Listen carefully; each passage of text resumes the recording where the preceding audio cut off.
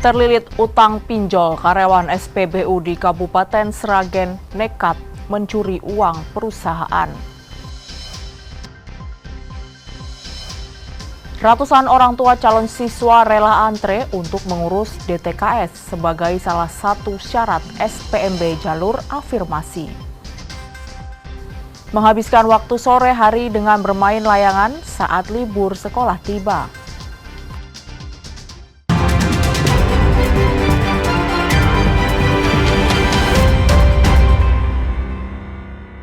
Saudara, bagaimana kabar Anda? Semoga selalu sehat. Selain 3 informasi tadi, sejumlah informasi menarik lainnya akan kami hadirkan untuk melengkapi Kompas Jateng hari ini. Selama 30 menit ke depan, Kompas Jateng menyajikan informasi independen dan terpercaya seputar Semarang, Jawa Tengah, Yogyakarta. Bersama saya, Novelia Hasanah.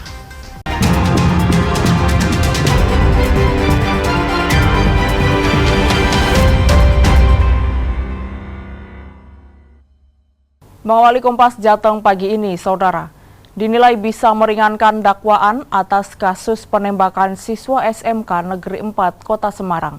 Kuasa hukum terdakwa menghadirkan 2 saksi anggota Sat Narkoba Polrestabes Semarang.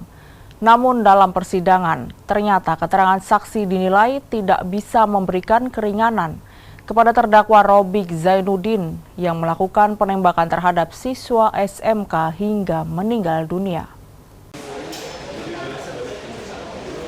Sidang lanjutan kasus penembakan siswa SMK Negeri 4 Kota Semarang Selasa siang kembali dilakukan di Pengadilan Negeri Semarang dengan agenda keterangan saksi yang dihadirkan oleh kuasa hukum Robik Zainuddin, anggota Sat Narkoba Polrestabes Semarang. Dari hasil keterangan yang dilontarkan 2 saksi dalam persidangan tersebut, 2 saksi hanya menerangkan alur kejadian setelah penembakan yang dilakukan oleh Aibda Robik Zainuddin terhadap almarhum Gama. Kuasa hukum keluarga korban menilai 2 saksi yang dihadirkan oleh kuasa hukum terdakwa dinilai hanya mengulur waktu hakim untuk memutuskan perkara penembakan tersebut. Pasalnya, 2 saksi yang dihadirkan itu tidak memberikan keterangan yang bisa meringankan ataupun memberikan gambaran yang jelas terkait kasus penembakan yang dilakukan oleh terdakwa. Tadi kan hanya cerita jam kerjanya di Satres Narkoba seperti apa, bagaimana mekanisme kerja itu tidak signifikan lah bagi kami, tidak signifikan bagi fakta persidangan. Tidak ada yang sifatnya meringankan. Semuanya sudah terbukti dalam fakta persidangan yang kemarin bahwa Aibda Robik melakukan penembakan yang tidak prosedural, melakukan penembakan yang tidak dalam kondisi untuk menyelamatkan dirinya sendiri maupun orang lain. Fakta persidangan tidak terbukti. Sementara itu, kuasa hukum terdakwa akan kembali menghadirkan 5 saksi sebelum agenda tuntutan dalam perkara tersebut. Kelima saksi yang dihadirkan ini diharapkan dapat memberikan arah atau meringankan tuntutan terhadap terdakwa. Tindakan penilaian kepolisian, anggota polisi terhadap keadaan yang dihadapinya untuk mengambil tindakan tegas berdasarkan Perkap nomor 1/2009 adalah adanya ancaman yang membahayakan diri anggota kepolisian maupun masyarakat. Kemarin disampaikan di persidangan oleh ahli yang dihadirkan oleh jaksa penuntut umum, ternyata bahasa ancaman itu ditambahkan asumsi ancaman yang sudah menjadi serangan. Jelas itu tidak sesuai perkap. Di serangan untuk terdakwa. Sidang kasus penembakan yang menewaskan almarhum Gama ini akan kembali dilanjutkan dengan agenda keterangan saksi dari 2 saksi ahli serta 3 saksi dari anggota Reskrim Polrestabes Semarang. Heri Widodo, Kompas TV, Semarang, Jawa Tengah. Kita beralih ke sorotan lainnya, Saudara. Seorang karyawan stasiun pengisian bahan bakar umum atau SPBU di Kabupaten Purbalingga, Jawa Tengah nekat mencuri uang milik perusahaan karena terlilit utang pinjol. Inilah rekaman saat pelaku mencuri uang yang tersimpan di dalam laci. Saat beraksi, pelaku mengambil uang sebesar 22 juta rupiah. Usai beraksi, pelaku langsung melarikan diri bersama temannya yang telah menunggu di lokasi. Berbekal rekaman CCTV, polisi berhasil menangkap satu pelaku. Sementara pelaku lainnya masih buron. Kepada polisi, pelaku mengaku mencuri lantaran terlilit utang pinjaman online atau pinjol. Digali dari proses penyidikan bahwa pelaku melakukan perbuatan pencurian karena terlilit utang dengan bermain judi. Guna menanggung perbuatannya, pelaku dijerat dengan pasal tentang pencurian dengan ancaman pidana penjara selama 7 tahun. Harsono, Kompas TV, Purbalingga, Jawa Tengah. Yang juga menjadi sorotan pagi ini, saudara, seorang anak laki-laki berusia 12 tahun di Pekalongan dalam kondisi kritis setelah diduga digigit ular weling. Keluarga menyayangkan penanganan medis di IGD saat pertama kali dibawa ke rumah sakit milik pemerintah. Kondisi Rafa Ramadhani sudah sepekan tidak sadarkan diri di ruang ICU RSI Pekajangan Pekalongan setelah diduga digigit ular weling di dalam rumahnya. Datur, kakek korban, menyebut setelah digigit ular, Rafa langsung dibawa ke RSUD Kajen Pekalongan. Namun setelah diperiksa di IGD, korban dipulangkan karena pihak dokter menyatakan tidak ada apa-apa. Setelah pulang, Rafa tidak sadarkan diri, kemudian langsung dibawa ke RSI Pekajangan. Di rumah sakit Kajen masih sadar? Masih barang Terus pulang ya koma. Oh, kejang-kejang atau gimana, Pak? Kejang, barang sambil rumah kejang. Terus? Ya bisa apa-apa, terus bawa kemari, bawa sini. Itu ular yang begitu apa itu, Pak? Ular paling katanya. Sementara dari pihak RSUD Kajen menjelaskan, pasien Rafa sudah ditangani secara prosedur. Bahkan sempat dicek darah dan observasi selama 2 jam. Pasien dalam kondisi normal, tidak ada penurunan kesadaran. Saat memulangkan pasien, pihak RSUD juga meminta keluarga agar membawa ke rumah sakit kembali apabila keadaan pasien memburuk. Pada saat datang sampai dengan pulang itu pasien masih dalam kondisi sadar, masih bisa berkomunikasi, masih bisa, artinya tidak ada tanda-tanda penurunan kesadaran. Jadi dari hasil itu pasien dipulangkan dengan edukasi seperti itu. Apa sudah pengecekan kayak pengecekan darah kayak gitu, Pak, sebelum dipulangkan? Ya. Jadi tadi sudah kami jelaskan bahwa memang salah satu alasan dipulangkan itu memang sudah dilakukan pemeriksaan ambil darah rutin, dan dari hasil itu dalam batas normal. Menurut Maria Ulfa, asisten manajer pelayanan medis RSI Pekajangan, pasien masuk dalam kondisi koma dan sejak hari pertama dirawat di ICU dengan ventilator. Berdasarkan keterangan keluarga, pasien diduga digigit ular weling. Ular ini diketahui mengandung racun neurotoksin yang menyerang sistem saraf. Pasien juga sudah ditangani oleh 4 dokter spesialis, yakni bedah umum, anak, saraf, dan anestesi. Kita pemasangan ventilator, alat bantu nafas sudah dari awal, terus kita sudah memberikan penata laksanaan sesuai dengan diagnosis dari dokter spesialisnya. Hasil lab ada nggak, Bu? Hasil lab ada, namun kan untuk kasus ini tidak bisa diketahui arahnya seperti apanya, dari bisanya seperti apa enggak. Berarti dugaan memang digigit ular atau? Menurut keterangan keluarga memang digigit ular. Kalau dari analisa dokter sendiri, jenis bisanya apa nih, Bu? Kalau dari menurut keterangan keluarga kan ular weling ya. Kalau ular weling itu biasanya dia neurotoksik. Apa itu neurotoksik? Jadi toksinya itu bisanya itu mengenai sistem saraf. Jadi kalau dia ke otak maka akan terjadi kelumpuhan dan tidak sadarkan diri, dan kalau dia kena ke sistem pernafasan maka akan terjadi henti nafas, gagal nafas. Kasus ini menjadi perhatian masyarakat terutama soal pentingnya diagnosa cepat dan tepat pada kasus gigitan ular yang berpotensi fatal. Ari Himawan, Kompas TV, Pekalongan, Jawa Tengah. Ratusan orang tua calon siswa rela mengantre untuk mengurus DTKS. Nantikan informasinya usai jeda.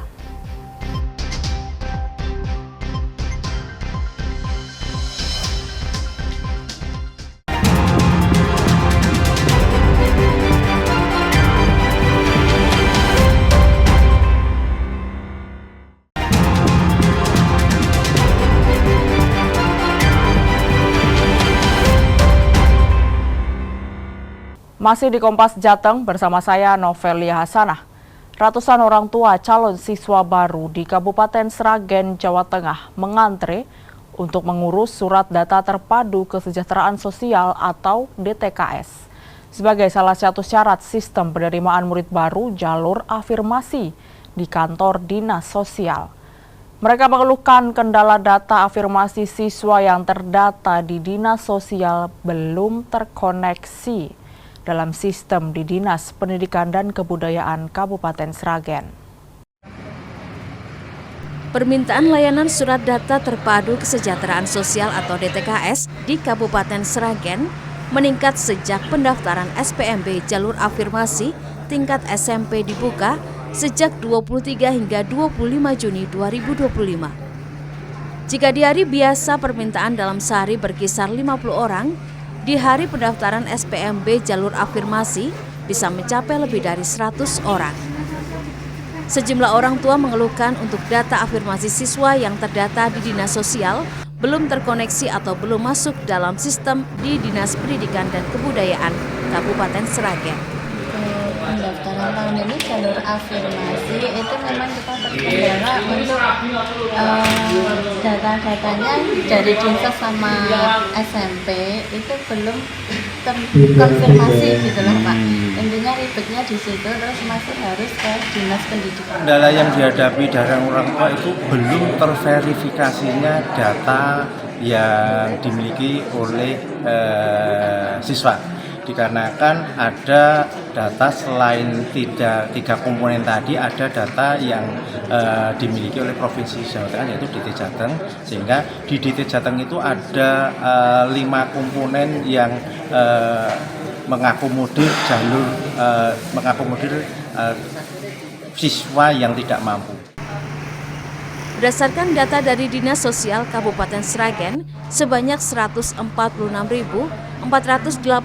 kepala keluarga tercatat sebagai pemegang surat DTKS. Dinas Sosial adalah mencetak surat keterangan terdaftar dalam DTKS atau DT Jateng. Jadi ketika itu sudah kami berikan, maka yang bersangkutan kita sarankan untuk ke sekolah atau dinas pendidikan. Jika ternyata di aplikasinya dinas pendidikan atau yang didaftarkan di sekolah, ketika dia ngecek di aplikasinya sekolah, itu yang bersangkutan belum ada datanya, berarti kemungkinan adalah aplikasi dinas pendidikan yang belum terkoneksi dengan baik atau seperti. Sementara itu, Dinas Pendidikan dan Kebudayaan Kabupaten Sragen telah menetapkan kuota untuk jalur afirmasi sebesar 22% dari total rombongan belajar. Nugroho Yuliawan, Kompas TV, Sragen, Jawa Tengah. Sementara itu, saudara, sebanyak 36 SD negeri di Kota Semarang masih kekurangan siswa setelah penutupan seleksi penerimaan murid baru atau SPMB. Dinas Pendidikan Kota Semarang pun berencana membuka SPMB gelombang 2 untuk jenjang SD pada akhir Juni atau awal Juli 2025. Kepala Dinas Pendidikan Kota Semarang Bambang Pramusinto mengatakan, langkah membuka SPMB gelombang 2 untuk efisiensi sumber daya manusia dan menjaga optimalisasi proses belajar mengajar. Pihaknya juga sudah berkoordinasi dengan Wali Kota Semarang dan tengah menyiapkan revisi Peraturan Wali Kota atau Perwal serta petunjuk teknis atau Juknis untuk mengakomodasi pelaksanaan gelombang kedua SPMB. Jika setelah gelombang kedua SPMB jumlah pendaftar masih tidak mencukupi, Dinas Pendidikan Kota Semarang akan membuka opsi untuk melakukan penggabungan SD negeri yang kekurangan siswa. Karena memang ada kekurangan, masih ada kursi kosong di beberapa SD. Jadi kami coba manfaatkan mengadakan SPMB gelombang 2 supaya bisa dimanfaatkan kembali oleh masyarakat kota. Ya, ada 36 SD, ada beberapa yang masih kosong. Tapi wacana kalau SPMB kedua ini masih menyisakan sekolah yang kosong, ya kita nanti akan lakukan perencanaan, salah satunya merger sekolah. Sementara itu, salah satu faktor penyebab utama rendahnya pendaftar adalah masalah kartu keluarga atau KK. Banyak warga pendatang atau kerap disebut boro yang berdomisili di Kota Semarang, namun masih menggunakan KK luar kota sehingga anaknya tidak bisa mendaftar di SD negeri. Prahayuda Febrianto, Kompas TV, Semarang, Jawa Tengah. Informasi lainnya, Saudara Gubernur Jawa Tengah dan Wali Kota Semarang beserta 18.000 umat Katolik dijadwalkan akan menghadiri HUT 85 Keuskupan Agung Semarang di GOR Jatidiri Semarang, Minggu 29 Juni 2025. Puncak acara Hari Ulang Tahun Keuskupan Agung Semarang ke-85 yang akan digelar di GOR Jatidiri, Kota Semarang pada Minggu 29 Juni akan dihadiri 18.000 umat Katolik. Gubernur Jawa Tengah dan Wali Kota Semarang juga dijadwalkan menghadiri rangkaian perayaan Hari Ulang Tahun Keuskupan Agung Semarang ke-85. Umat pun diundang untuk hadir dan merayakan bersama dalam misa syukur di GOR Jatidiri. Sementara tema perayaan tahun ini adalah bersama berziarah, berbagi berkah. Maka HUT ini sekaligus menjadi ungkapan syukur atas kasih Tuhan yang menyertai Keuskupan Agung Semarang selama 85 tahun. Namun juga sekaligus mengungkapkan harapan ke depan agar gereja semakin bisa berkiprah baik secara internal maupun secara eksternal demi kebaikan umat manusia, khususnya bangsa Indonesia. Dan ini akan dilakukan sepanjang tahun. 29 Juni itu hanya merupakan puncak selebrasinya. Untuk kegiatan-kegiatan lain masih akan dilanjutkan sampai akhir tahun. Bentuknya masih macam-macam dan semoga juga nanti bisa bekerja sama dengan banyak pihak, baik masyarakat pada umumnya maupun juga pemerintah secara lintas. Ya. Ini akan menjadi gerakan bersama sehingga lalu memberi dampak yang lebih besar untuk kepentingan masyarakat. Gereja ingin hadir untuk masyarakat, gereja ingin hadir untuk panjenengan semua. Rangkaian acara Hari Ulang Tahun ke-85 Keuskupan Agung Semarang telah dimulai sejak bulan Februari dengan sejumlah kegiatan seperti penanaman pohon, donor darah, produksi film edukatif, dan lainnya. Senat Puji, Kompas TV, Semarang, Jawa Tengah. Menghabiskan waktu sore hari dengan bermain layangan saat libur sekolah. Nantikan informasinya usai jeda.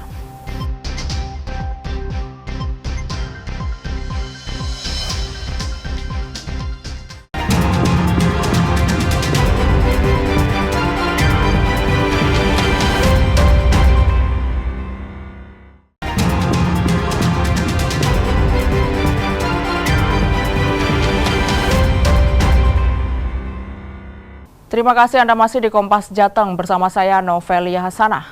Salah satu permainan musiman yang dimainkan oleh anak-anak hingga orang dewasa adalah bermain layang-layang. Selain murah, bermain layang-layang patut dicoba di masa libur sekolah seperti saat ini. Dan waktu sore hari kerap dipilih untuk menerbangkan layang-layang karena cuaca tidak panas. Libur telah tiba, libur telah tiba.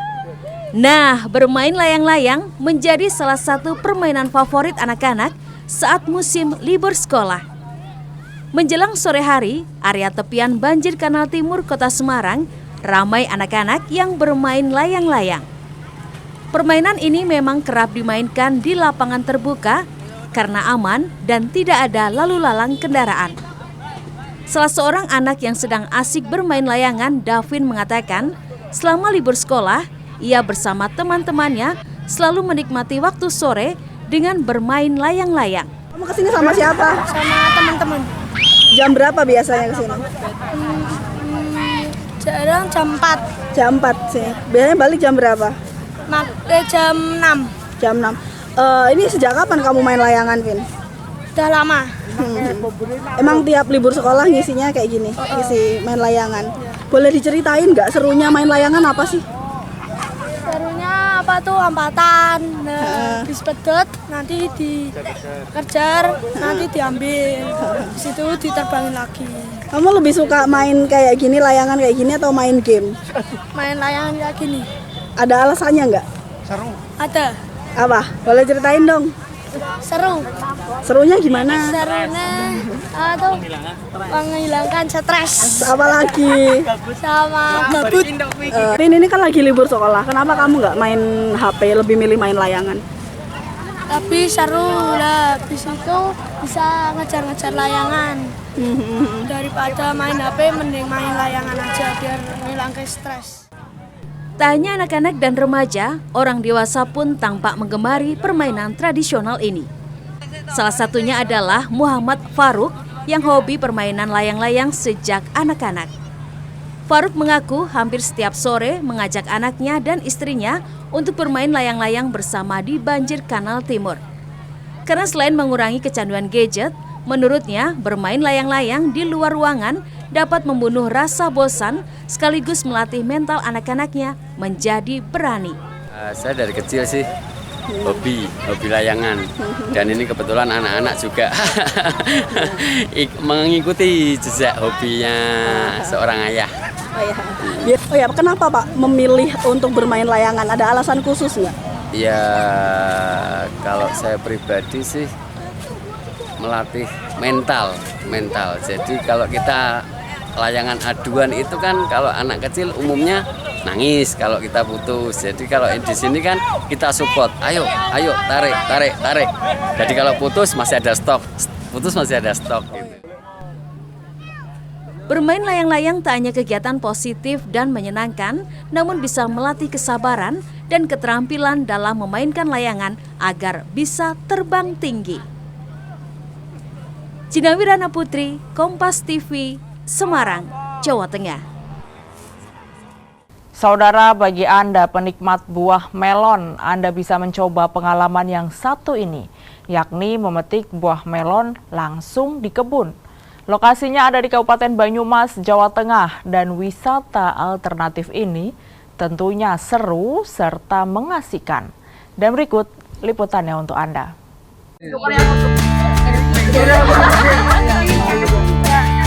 Menggemaskan sekali nih adik-adik yang sedang memetik buah melon langsung di kebunnya. Kebun melon dengan konsep greenhouse dan menggunakan sistem tanam hidroponik ini berlokasi di Desa Karanglo, Kecamatan Cilongo, Kabupaten Banyumas, Jawa Tengah.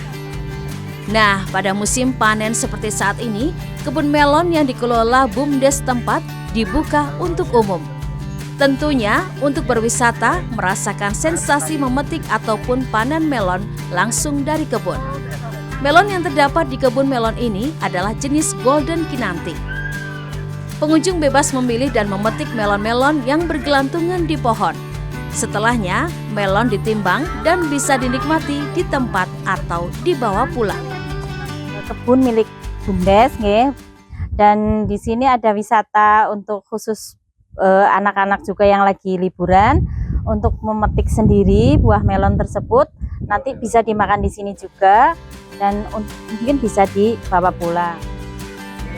Tanya seru dan mengasihkan, tetapi pengunjung yang membawa anak juga dapat memberi edukasi kepada anak-anak tentang manfaat buah melon serta kandungan vitamin yang bermanfaat untuk tubuh. Kita metik melon di kebun ya lebih mengasihkan sekali ya, karena kita bisa milih-milih yang sesuka kita lah, yang mau yang gede apa yang kecil, kan beda sama kalau yang beli di toko kan. Kita lebih fresh gitu lah, pokoknya mengasihkan sekali. Tadi sama anaknya Mbak ya? Iya, tadi sama anaknya, biar anaknya yang milih-milih. Anaknya jadi seneng banget bisa milih-milih. Iya, ini lebih bisa menjelaskan ke edukasi anak ya. Jadi kita bisa ngajarin anak kalau makan buah itu sehat dan lebih fresh sih kalau metik di kebun.